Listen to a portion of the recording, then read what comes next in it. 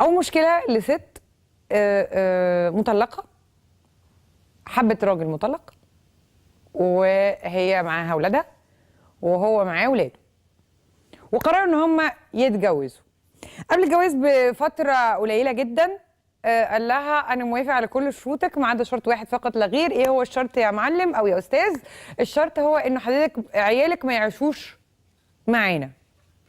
يعني ايه بقى اللي انت قلته ده؟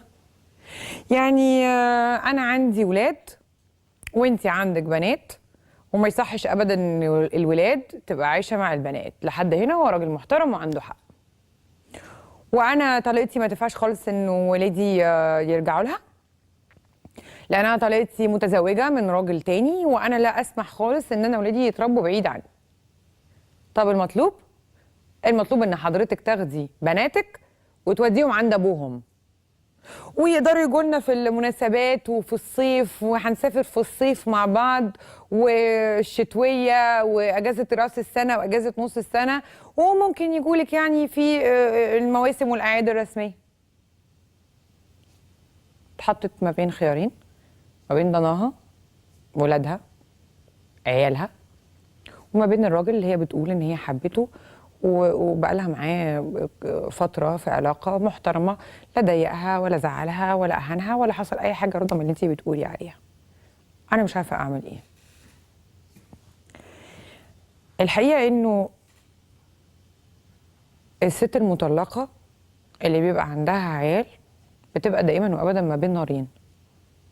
النار الاولانيه هو انه انا ولادي ولازم اربيهم، وما يدفعوش فاتوره ان امهم او ابوهم اختاروا غلط، واخاف ارميهم او ابعد عنهم يطلعوا اخلاقهم مش كويسه، يطلعوا كارهيني، يطلعوا كارهين نفسهم. ولادي ما لهمش ذنب ان ابوهم وامهم متطلقين. في الناحيه الثانيه انه طيب هفضل عايشه لولادي او لبناتي او ايا كان، يعني هيكبروا وهيحبوا وهيتجوزوا وهيسيبوني وهعيش لوحدي وهموت لوحدي وحالتي هتبقى مش كويسه ومش لطيفه. فدائما وابدا الست المطلقه بتقع ما بين نارين، نار الخوف من الوحده والموت لوحدها، ونار ولادي اللي ما دفعهمش ثمن غلطه ابوهم وامهم او الاختيار الخاطئ. معاكي وانا مكانك، انا عارفه انا بقول ايه كويس. لكن لما الاستاذ المحترم يحطك ما بين خيارين، ما بين الجوازه وما بين ولادك، طب ما تحطيه انت في نفس الخيار.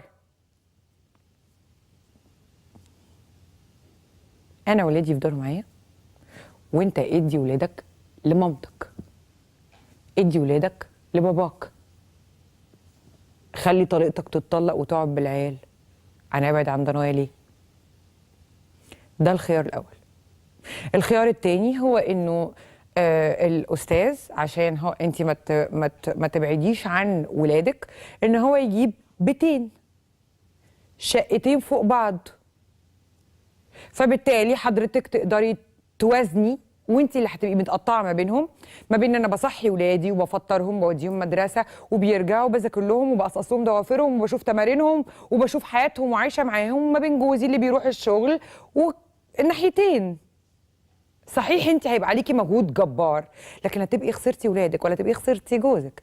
لكن لو الحال انتهى بفكره الخيار انه انا كراجل بخيارك ما بيني وما بين ولادك، لو انا مكانك هختار ولادي، لان انا اللي جبتهم في الدنيا، انا كنت السبب ان هم يجوا، انا اللي اكلت الاكله وانا اللي لازم ادفع فاتورتها، انا اللي اخترت غلط، انا اللي اخترت الزوج الخاطئ، وانا اللي اخترت الاب الخاطئ، هم ما اختاروش. هتقولي لي هيكبروا يسيبوني والوحده؟ لو زرعتي بذره خير حصادها هيكون خير، لو زرعتي بذره شر حصادها هيكون شر. مش عايزين ندفع أطفال صغيرة تمن أخطائنا.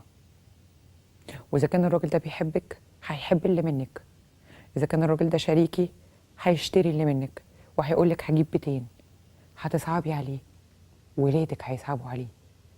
لكن الراجل لما يطلب منك انك ترمي حته منك اللي هي اغلى ما عندك، هيجي عليك يوم ممكن ترميه هو كمان. واللي هو مش خايف من ده، يبقى هي بالنسبه له جوازه والسلام. ده رايي بمنتهى الامان.